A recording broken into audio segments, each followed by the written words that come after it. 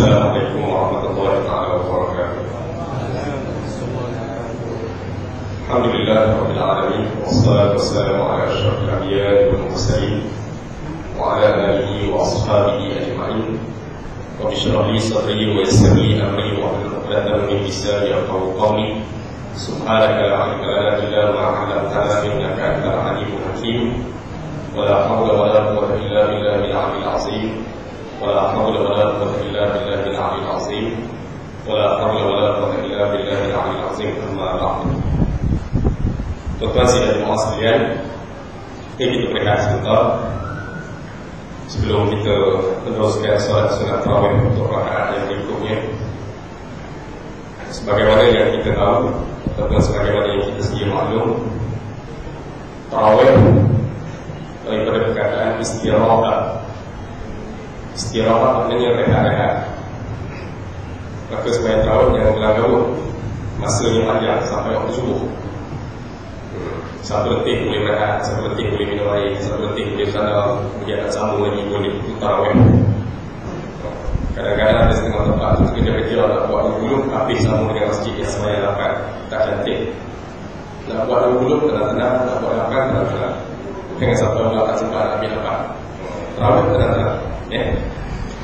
Tuan-tuan dan puan saudara Allah yang saya kasih sekalian, sebagaimana kita duduk dalam setiap bulan, ada benda-benda ataupun peristiwa yang kita ingat berlaku pada setiap bulan. Masyarakat kita bila masuk bulan Mei, diingat peristiwa 1 Mei, hari pekerja. Begitulah setiap bulan di kalangan rakyat Malaysia dan seluruh dunia. Bila masuk setiap bulan, dia ada peristiwa-peristiwa penting yang berlaku dalam bulan tersebut. Sayangnya, ada sebahagian di kalangan kita yang bila masuk bulan Islam, dia tak tahu apa benda peristiwa yang berlaku dalam bulan Islam yang sepatutnya dia tahu. Kebetulan tuan-tuan, hari ini kita berada pada 10 Ramadan, pada 10 Jun, ya, tahun 2016, iaitu pertengahan bulan Ramadan. Kalau tuan-tuan baca buku-buku sirah ataupun buku sejarah-sejarah Islam, kita akan bertemu sekitar 5 peristiwa penting yang berlaku dalam bulan Ramadan. Selebihnya itu ada lagi lah. Antaranya dalam bulan Ramadan berlaku peperangan Badar, iaitu peperangan yang awal sekali berlaku dalam sejarah Nabi SAW dengan para sahabat selepas hijrah ke Madinah. Selepas daripada itu, peristiwa yang berlaku dalam bulan Ramadan adalah pembukaan kota Mekah. Kemudian selepas daripada itu, peristiwa yang berlaku dalam bulan Ramadan iaitu peperangan Tabuk. Peperangan Tabuk ini panjang dan sampai ke bulan Ramadan. Kemudian juga peristiwa yang berlaku dalam bulan Ramadan adalah nuzul Quran turun 7 bulan Ramadan. Dan juga peristiwa yang berlaku dalam bulan Ramadan adalah peristiwa peperangan Ain Jalut yang berlaku selepas Nabi SAW wafat. Dan banyak lagi peristiwa sejarah yang penting dalam berlaku dalam bulan Ramadan. Antaranya yang terdekat dengan tuan-tuan, iaitu sekitar tahun 60-an dan 70-an dulu, iaitu perang Arab Israel, berlaku juga dalam bulan Ramadan. Pada malam ini saya berhajat untuk mengambil masa sekejap untuk berkongsi dengan tuan-tuan peristiwa penting yang berlaku dalam bulan Ramadan, iaitu pembukaan kota Mekah, Fathu Makkah, pembukaan kota Mekah. Tuan-tuan sidang jemaah sekalian, Nabi SAW yang asalnya orang Mekah, lahir Mekah, membesar daripada kecil sehingga dewasa di Mekah. Kemudian bila Allah Ta'ala pilih jadi Rasul pada umur 40, berdakwah secara rahsia, kemudian berdakwah pelan-pelan, tekanan kezaliman makin dahsyat, maka Allah perintahkan Nabi berhijrah ke Madinah. Bila Nabi berhijrah ke Madinah, selepas Nabi berdakwah di Mekah selama 13 tahun, daripada umur 40 jadi Rasul sehinggalah penghujung umur 52. Kemudian penghujung umur 52 Nabi berhijrah ke Madinah. Bila Nabi hijrah ke Madinah, tahun yang Nabi berhijrah ke Madinah itu kita sebut sebagai tahun 1 Hijrah. Sehingga Nabi wafat di Madinah pada tahun ke-11 Hijrah. Tuan-tuan, bila Nabi duduk di Mekah daripada umur 40 sampai umur 52, syariat yang Allah Ta'ala turunkan tak berat, ringan-ringan. Antaranya perkara berkaitan dengan akidah, itu dulu. Kemudian sembahyang, kemudian soal akhlak, seperti itu, benda ringan-ringan. Bila Nabi berhijrah ke Madinah, baru Allah Ta'ala turunkan syariat-syariat yang berat. Antaranya kewajipan puasa. Puasa Allah Ta'ala turunkan waktu Nabi berhijrah ke Madinah. Zakat, haji, jihad angkat senjata. Ini syariat-syariat yang turun di Madinah bila orang Islam sudah mempunyai kekuatan yang besar. Bila Nabi berhijrah ke Madinah, tahun pertama Nabi hijrah ke Madinah yang kita sebut sebagai tahun 1 hijrah, Allah belum syariatkan kewajipan perang. Masuk tahun kedua hijrah baru Allah Ta'ala wajibkan kewajipan perang, iaitu perang Badar yang pertama dalam Islam. 317 para sahabat berhadapan dengan 1000 musyrikin. Selepas daripada itu, susulan-susulan peperangan demi peperangan berlaku. Dalam tempoh Nabi berhijrah ke Madinah, sampailah Nabi wafat tahun ke-11 hijrah, sekitar 10-11 tahun itu. Berapa peperangan yang berlaku? Peperangan yang berlaku dalam tempoh itu sebanyak 70 peperangan. Daripada 70 peperangan itu, ulama bahagikan kepada dua. Mana-mana peperangan yang dipimpin oleh Nabi SAW, istilahnya dalam bahasa Arab disebut sebagai ghuzwah. Dan mana-mana peperangan yang tidak dipimpin oleh Nabi, Nabi lantik mana-mana sahabat jadi panglima perang, istilahnya dalam bahasa Arab sariyah. Jadi berapa jumlah ghuzwah yang Nabi pimpin? Ghuzwah yang Nabi pimpin sebanyak 27. Dan daripada 27 itu Allah Ta'ala sebut dalam Quran sebanyak 11. Selebihnya adalah syariah, peperangan-peperangan kecil yang dipimpin oleh para sahabat. Antaranya adalah pembukaan kota Mekah dipimpin oleh Nabi SAW. Nabi asalnya Mekah, hijrah ke Madinah. Lepas hijrah ke Madinah, Allah Ta'ala perintahkan Nabi balik semua ke Mekah, bebaskan rakyat Mekah daripada kezaliman, bebaskan rakyat Mekah daripada syirik kepada Allah, ajak penduduk Mekah masuk Islam. Bagaimana Nabi balik semua ke Mekah? Bagaimana berlakunya peristiwa pembukaan kota Mekah? Dia berlaku pada tahun ke-6 hijrah, waktu Nabi duduk di Madinah. Tahun ke-6 hijrah, satu hari Nabi SAW didatangi mimpi. Mimpi yang dia, mimpi Nabi masuk ke Mekah melaksanakan ibadat umrah. Nabi mimpi bercukur, pakai pakaian ihram apa semua kan. Bila Nabi mimpi, maka Nabi maklumkan kepada para sahabat, bermimpi masuk ke Mekah menunaikan ibadat umrah, siap tawaf keliling Kaabah kan, pakai pakaian orang yang buat ibadat waktu itu. Bila Nabi sampaikan kepada para sahabat, maka sebahagian di kalangan para sahabat berkokoh-kokoh semangat nak ikut Nabi balik ke Mekah buat ibadat umrah. Jumlah mereka sekitar 1,500 orang. Bila Nabi bersiap dengan para sahabat nak pergi ke Mekah, nak buat ibadat umrah, Nabi maklumkan kepada para sahabat, kita pergi ke Mekah nak buat ibadat umrah, bukan nak pergi perang. Bukan nak pergi perang. Bermakna persiapan yang kena bawa, peralatan yang kena bawa hanya pedang bersarung sahaja. Kalau nak pergi perang tak bawa pedang sarung, baju besi lagi hemat. Bila sebut pedang sarung ni maknanya peralatan ataupun senjata biasa yang digunakan di padang pasir untuk keselamatan. Itu sahaja. Bila Nabi bertolak keluar daripada Mekah, pemimpin Mekah dapat makluman Nabi nak masuk ke Mekah. Lalu mereka bermesyuarat ambil keputusan kita kena halang Nabi masuk ke Mekah. Kita tak nak Nabi dengan para sahabat dia masuk ke Mekah, dia akan tawan dan mengurus urusan kita. Kita tak nak.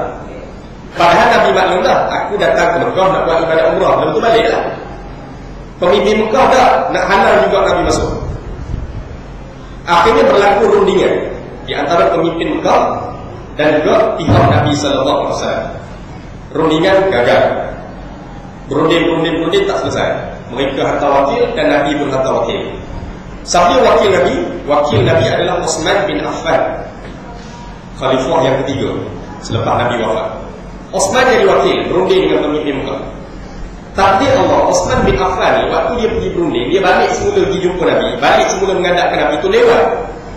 Bila dia balik menghadap Nabi ni lewat, maka tersebar cerita di kalangan para sahabat, apa dia? Sayyidina Uthman tertangkap dan dia dibunuh. Jadi bila tersebar cerita Sayyidina Uthman ditangkap dan dibunuh, para sahabat berikrar kepada Nabi, kami takkan balik semula ke Madinah. Takkan balik semula ke Madinah selagi mana kita tidak dapat bela, tuntut bela atas kematian Sayyidina Uthman. Semua ikrar kepada Nabi. Padahal Sayyidina Uthman bukan kena tangkap pun. Dia ada hal, satu masalah yang menyebabkan dia lewat balik. Jadi bila pemimpin Mekah tahu para sahabat berikrar bersama dengan Nabi ini untuk pertahankan Sayyidina Uthman, maka pemimpin Mekah terpaksa bersuara sekali lagi. Kenapa? Bimbang, ni bahaya ni. Kalau para sahabat dah ikrar dengan Nabi nak pertahankan Sayyidina Osman, ni bahaya, masalah besar bagi kita. Sekarang kita kena buat rundingan, kena buat perjanjian. Pemimpin Mekah ketika itu adalah Abu Sufyan, Abu Jahal. Abu Jahal akidah dalam perang pertama dulu, perang Badar, lama dah dia mati. Sekarang yang pimpin Mekah adalah Abu Sufyan. Maka Abu Sufyan datang jumpa Nabi, minta kita buat perjanjian. Kita buat perjanjian. Tahun ke-6 Hijrah itu, perjanjian itu dibuat, dinamakan sebagai perjanjian Hudaibiyah. Di satu tempat bernama Hudaibiyah. Buat perjanjian. Sayyidina Ali tulis isi kandungan perjanjian itu. Masing-masing pemimpin Mekah Nabi tanda tangan perjanjian. Isi kandungan perjanjian itu nampak agak berat sebelah, tapi Nabi setuju, Nabi tanda tangan. Yang menyebabkan sahabat rasa bersalah, rasa gelisah, kenapa Nabi buat tindakan seperti ini, walaupun isi kandungan itu nampak macam tak menguntungkan orang Islam. Nabi teruskan juga, dan akhirnya tindakan Nabi itu memberi kesan yang cukup besar kepada perkembangan Islam selepas itu. Antaranya isi kandungan perjanjian Hudaibiyah itu, pemimpin Mekah letakkan syarat. Apa dia? Tahun ini kamu tak boleh masuk ke Mekah, kamu kena balik. Kamu nak datang semula buat ibadat, datang tahun. Nabi setuju. Para sahabat naik angin, dah datang daripada jauh dah, kena balik semula. Dibenarkan duduk di Mekah 3 hari saja, kemudian balik. Nak datang buat ibadat Allah, tunggu tahun depan. Nabi setuju. Kemudian apa lagi isi kandungan perjanjian Hudaibiyah? Genjatan senjata di antara kerajaan Mekah dengan kerajaan Madinah selama 10 tahun. Kita tak boleh pegang, senjata tetap. Nabi setuju. Antara perjanjian isi kandungan perjanjian Hudaibiyah apa dia? Mana-mana kabilah Arab di semenanjung Arab ketika itu, mana-mana kabilah puak-puak Arab yang nak bekerja sama dengan kerajaan Mekah, bersekutu dengan kerajaan Mekah, sila. Dan mana-mana kabilah-kabilah Arab yang nak cari perlindungan, nak bersekutu dengan kerajaan Madinah, Nabi dengan para sahabat, sila. Maka ada 2 kabilah yang nak terlibat, iaitu kabilah Bani Bakar dan kabilah Bani Khuzar. Kabilah Bani Bakar ambil keputusan, kami nak bersekutu dengan kerajaan Mekah, pimpinan Abu Sufyan. Kabilah Bani Khuzar ambil keputusan, kami nak bergabung dengan kerajaan Madinah, bersekutu dengan kerajaan Madinah. Baik, Nabi setuju. Artinya apa dia? Bila kabilah bergabung, bersekutu dengan mana-mana pihak, jangan ada mana-mana kabilah berperang sesama mereka. Cari pasal dengan kabilah itu bermakna cari pasal dengan kerajaan Mekah. Bani Bakar diserang Bani Khuzar bermakna cari pasal dengan kerajaan Madinah. Maka ni kena jaga dia. Baik, setuju. Dan isi kandungan perjanjian Hudaibiyah yang keempat dia, mana-mana orang Mekah yang melarikan diri pergi ke Madinah, sama ada melarikan diri ataupun pergi dengan kebenaran wali mereka, ibu bapa mereka, pergi ke Madinah jumpa Nabi, maka kerajaan Madinah kena pulangkan mereka semua ke Mekah. Tapi mana-mana orang Madinah yang pergi ke Mekah, kerajaan Mekah tidak perlu memulangkan mereka semua. Isi kandungan ini nampak berat sebelah, tapi Nabi kata tak apa, setuju, turunkan tangan. Di atas surat itu, surat perjanjian itu dituliskan Bismillahirrahmanirrahim daripada Muhammad Rasulullah. Tulis nama Nabi Muhammad Rasulullah, Bismillah. Pemimpin Mekah kata Bismillah tak nak, pada Sayyidina Ali itu pada. Rasulullah kata tak nak, pada Sayyidina Ali tak nak pada. Sampai Rasulullah pun kena pada, akhirnya Nabi pada akhirnya. Maka tinggallah di atas isi kandungan perjanjian itu hanya nama Muhammad bin Abdullah sahaja. 7. Dan Nabi pun balik. Peristiwa ini berlaku pada tahun ke-6 Hijrah. Masuk tahun ke-8 Hijrah, inilah ruang yang besar yang Allah Ta'ala bagi kepada Nabi dan para sahabat untuk masuk ke Mekah. Apa dia? Tahun ke-8 Hijrah, kabilah Bani Bakar yang bersekutu dengan kerajaan Mekah khianat kepada perjanjian ini. Apa dia? Mereka ni kebetulan bergaduh dengan kabilah Bani Khuza'ah ni. Ada cerita bergaduh ratusan tahun dahulu, zaman tok nenek moyang dulu. Maka kesempatan tengah musim gencatan senjata ni berlaku, senyap semuanya. Ni sedap ni kalau kita nak pergi serang kampung orang ni. Maka kabilah Bani Bakar yang bersekutu dengan kerajaan Mekah tadi pergi serang kampung Bani Khuza'ah yang bersekutu dengan kerajaan Madinah. Dan beberapa orang, sekitar 20 orang penduduk kampung Bani Khuza'ah mati. Lalu pemimpin kabilah Bani Khuza'ah dia jumpa Nabi, mengadu kepada Nabi. Bila mengadu kepada Nabi, Nabi maklumkan kepada para sahabat, sekaranglah masanya kita masuk ke Mekah. Kerana dia perjanjian sudah terbatal, syarat perjanjian sudah terbatal. Mereka mulakan khianat ini. Apa dia? Sekutu kerajaan Mekah khianat. Dibunuh orang kampung sekutu kita Bani Khuza'ah. Kebetulan apa pula yang berlaku? ada juga orang-orang Mekah yang pergi bantu pula Bani Bakar sediakan senjata untuk diserang kampung Bani Besar. Bila Nabi SAW ambil keputusan seperti itu, Nabi ini bila nak pergi perang, dia terbagi pada dulu. Ada kalanya perang Nabi maklumkan awal kepada para sahabat tempat mana kita nak pergi dan siapa sasaran kita. Dan ada kalanya peperangan-peperangan tertentu yang Nabi maklumkan sangat lewat. Beberapa hari sebelum pergi baru Nabi maklumkan tempat mana nak pergi. Sekarang bersiap je dulu, supaya dia maklumat ataupun strategi peperangan tak cepat sampai kepada pihak Mekah. Nabi nak orang Mekah tak bersedia. Kalau mereka bersedia, akan berlaku pertempuran di tanah haram. Darah banyak akan tertumpah di tanah haram. Nabi nak elakkan. Jadi lah minit baru Nabi bagi tahu pada para sahabat, kita akan masuk ke Mekah. Jangan bagi tahu awal. Baik, bila bagi tahu awal, penduduk Mekah akan bersiap sedia. Bila bersiap sedia akan berlaku pertempuran. Kita nak elakkan berlaku pertempuran. Kita nak masuk ke Mekah dalam keadaan aman. Nak masuk ke Mekah dalam keadaan aman. Baik, tuan-tuan, bila Nabi SAW bersiap dengan para sahabat, ya, ada seorang sahabat Nabi buat silap. Siapa dia? Hatib bin Abi Balta'ah. Hatib bin Abi Balta'ah ni dia buat silap. Aku silap dia buat. Bila dia dapat makluman, dia ni pun duduk Madinah bersama dengan Nabi juga, sahabat Nabi juga. Bila dia dapat makluman Nabi nak masuk ke Mekah, bersiap kerana nak masuk ke Mekah, dia kebetulan ada mak, kakak dan beberapa orang adik-beradik dia yang masih duduk di Mekah. Saya tak pasti masuk Islam ataupun tak, duduk di Mekah. Jadi dia ni dalam hati duduk timbul perasaan, nanti kalau berlaku peperangan, habis adik-beradik aku ni nanya nanti, kacau. Maka dia pun cepat-cepat tulis surat, hantar kepada adik-beradik dia yang duduk di Mekah tu, maklum tentang tentera Islam daripada Madinah nak masuk ke Mekah. Dan surat juga diberi kepada pemimpin Mekah, maklumkan supaya apa? Tolong lindungi keluarga tu kalau jadi apa-apa nanti. Ni Hatib bin Abi Balta'ah punya silap. Wahyu Allah turun pada Nabi cepat. Maka Nabi pun arahkan Sayyidina Ali dan seorang lagi sahabat, kalau tak silap saya Zubair bin Awam, supaya kejar orang yang bawa surat. Hatib bin Abi Balta'ah kirimkan surat ini kepada seorang perempuan yang kebetulan dalam perjalanan nak pergi ke Mekah. Maka Sayyidina Ali, sahabat Nabi yang bawa kuda hebat, kejar perempuan ini sampai keluar pada pasir, jumpa.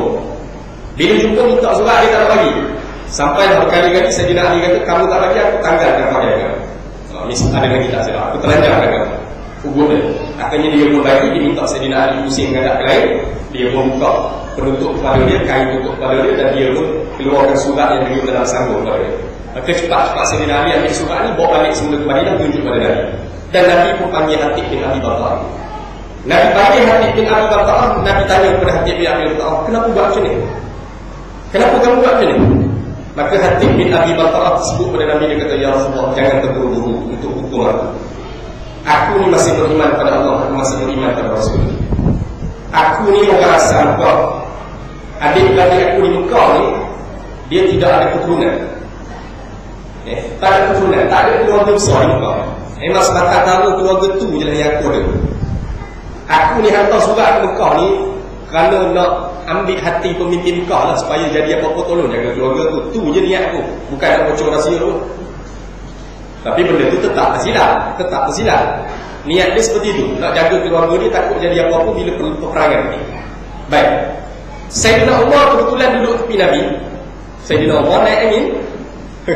Sayyidina Umar sebut pada Nabi, dia kata, ya Rasulullah, izinkan aku penggal ini orang munafik. Izinkan aku penggal ini Hatib bin Abi Balta'ah. Nabi terus tegur Sayyidina Umar. Nabi kata, wahai Umar, Hatib bin Abi Balta'ah ini adalah orang yang terlibat dalam perang Badar, perang yang pertama dalam Islam. Orang yang terlibat dalam perang Badar, Allah beri kelebihan kepada mereka. Allah ampunkan dosa mereka yang lalu dan dosa mereka yang akan datang. Wahai Hatib, buatlah apa benda yang kamu buat, kerana Allah ampunkan dosa kamu. Sayyidina Umar menangis kerana dia tahu Hatib bin Abi Balta'ah ini seorang yang pernah bersusah payah dengan Nabi dalam perang pertama dalam Islam, iaitu perang yang menentukan masa depan Islam, perang Badar. Dan dia di antara orang yang awal terlibat susah payah. Maka bila dia buat silap, Allah ampunkan kesalahan. Nabi bersiap nak masuk ke Mekah. Bila Nabi bersiap nak masuk ke Mekah, Abu Sufyan tahu. Bila Abu Sufyan tahu, mereka mesyuarat sama pemimpin Mekah. Dia ambil keputusan, Abu Sufyan, kamu kena pergi ke Madinah. Kamu kena pergi ke Madinah, jumpa Nabi, berunding, buat perjanjian baru. Perjanjian tak itu dah terbatal, kamu pergi jumpa Nabi, ajak buat perjanjian baru. Kalau tak nanya gitu. Abu Sufyan pun tahu kabilah Bani Bakar ni diserang kampung Bani Khuza'ah. Kebetulan ada pula orang Mekah pergi tolong pula Bani Bakar ni. Abu Sufyan pun gelisah. Akhirnya pemimpin Mekah arahkan Abu Sufyan sebagai ketua pergi jumpa Nabi di Madinah, buat perjanjian baru. Perjanjian baru kena buat. Hari itu dah terbatal, buat perjanjian baru. Abu Sufyan cepat-cepat pergi ke Madinah jumpa Nabi. Nabi tak layan. Jumpa Sayyidina Umar supaya pujuk Nabi. Sayyidina Umar tak nak. Jumpa Abu Bakar supaya tolong pujuk Nabi. Abu Bakar kata tak nak. Jumpa Sayyidina Ali supaya pujuk Nabi. Sayyidina Ali kata aku tak nak. Abu Sufyan balik sebelum Mekah. Bila Abu Sufyan balik sebelum Mekah, Nabi bergerak dengan para sahabat 10 Ramadan tahun ke-8 Hijrah nak masuk ke Mekah. Pembukaan kota Mekah. Dalam perjalanan Nabi nak masuk ke Mekah, jumpa sekali lagi Abu Sufyan perjalanan. Akhirnya tentera Islam tangkap Abu Sufyan, dan Abu Sufyan pun akur, mengalah, dan dia memeluk Islam. Dalam perjalanan nak masuk ke Mekah pula, jumpa dengan pakcik Nabi, Abbas bin Abdul Muttalib.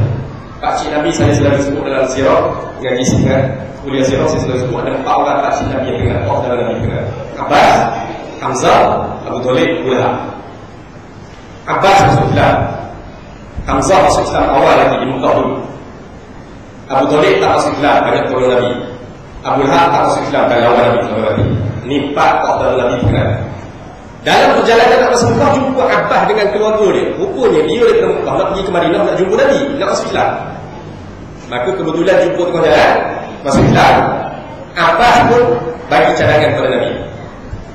Abbas bila dia tahu Abu Sufyan kena tangkap dan Abu Sufyan memeluk Islam, maka Abbas pun beri nasihat kepada Nabi. Abbas pun kepada Nabi, Abu Sufyan dia ni seorang pemimpin Mekah yang gila nama. Suka kemasyhuran, suka kemegahan. Dia ni suka kalau orang sebut nama dia, dia suka sangat. Wahai Rasulullah, kamu kena bagi sesuatu benda yang menyebabkan dia rasa dia bangga, dihargai. Maka Nabi pun sebut dia, siapa yang orang Mekah nanti berlindung dalam rumah Abu Sufyan, dia akan selamat. Itu cara Nabi nak ambil hati Abu Sufyan kan? Bila masuk Mekah, Nabi arahkan para sahabat buat 5 kumpulan. Nabi pegang 1 kumpulan, Khalid Al-Walid, Zubair bin Awam, dan ada lagi 2 kumpulan. Masuk Mekah daripada 5 pintu. Semua 5 pintu ni Nabi tak benarkan angkat senjata, kecuali bila diserang baru kami balas dengan serangan. Semua 5 kumpulan ni selamat, kecuali kumpulan yang dipimpin oleh Khalid Al-Walid diserang dan 2 orang sahabat gugur syahid. Bila berjaya masuk ke Mekah, Nabi buat maklumat, ya, siapa-siapa yang nak selamat masuk dalam rumah Baitul Kunci Minggu. Siapa-siapa yang nak selamat pergi duduk dalam masjid. Dan siapa-siapa yang nak selamat pergi masuk rumah Abu Sufyan. Siapa nak selamat pergi duduk rumah Abu Sufyan. Tapi ada 9 nama yang hari ini mereka tidak akan selamat. 9 nama ini akan dibunuh pada hari ini. Mereka ni sangat melampau kejahatan mereka terhadap Islam waktu Nabi duduk di Mekah. Penghinaan mereka kepada Nabi dan para sahabat cukup melampau. 9 orang ni Nabi senarai, yang ni tak selamat. Nabi masuk ke Mekah, syukurnya kepada Allah tidak berlaku peperangan. Pembukaan kota Mekah dalam keadaan cukup aman. Tunduk tawaduknya pada Nabi, syukur dengan nikmat yang Allah Ta'ala bagi ni. Nabi tundukkan sampai dahi Nabi ni hampir-hampir cium pelana tempat latih kuda atas belakang kuda.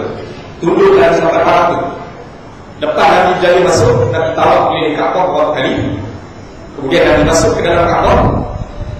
Nabi buat semua gambar-gambar yang duduk dalam Kaabah. Antara gambar-gambar yang dibuat dalam Kaabah, gambar Nabi Ibrahim, gambar Nabi Ismail, yang direka-reka oleh orang-orang jahiliah. Nabi buat. Kemudian Nabi salat sunat 2 rakaat dalam Kaabah. Kemudian Nabi keluar dari Kaabah dan menuntukkan 360 berhala yang duduk di keliling Kaabah menggunakan busur tanah Nabi. Nabi tolak dan jatuh 360 berhala. Kemudian Nabi diri depan Kaabah.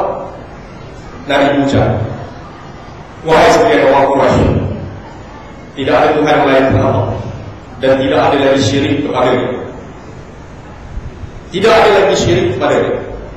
Hari ini Allah Ta'ala runtuhkan kesombongan kamu, kekaguman kamu, fanatik kamu kepada agama nenek moyang kamu, pegangan agama nenek moyang kamu, hari ini terhapus. Wahai sekalian penduduk Mekah, kamu rasa hari ini apa benda yang aku nak buat kepada kamu? Hari ini kamu rasa apa benda tindakan yang aku nak buat kepada kamu, wahai penduduk Mekah? Maka orang-orang Mekah yang sembunyi dalam rumah Yahud semua ni sebut pada Nabi, kamu wahai Muhammad, kamu orang yang mulia, kamu orang baik, maka kamu pun akan hukum kami dengan hukuman-hukuman yang baik. Apa dia nak jaga keselamatan? Kamu orang baik, kamu anak saudara orang yang baik, mesti kamu akan jatuhkan hukuman yang baik pada kamu.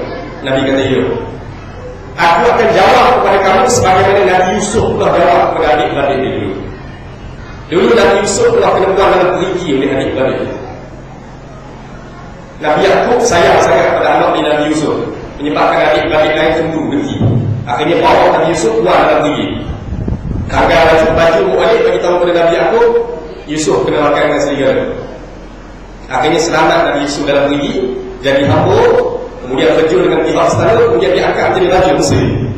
Beberapa tahun kemudian adik-beradik dia datang sebelum ke bandar Mesir, jumpa Nabi Yusuf minta maaf. Kata Nabi Yusuf, hari ini tidak ada kehinaan, tidak ada pencelaan lagi, dan aku lupakan kesalahan yang kamu buat.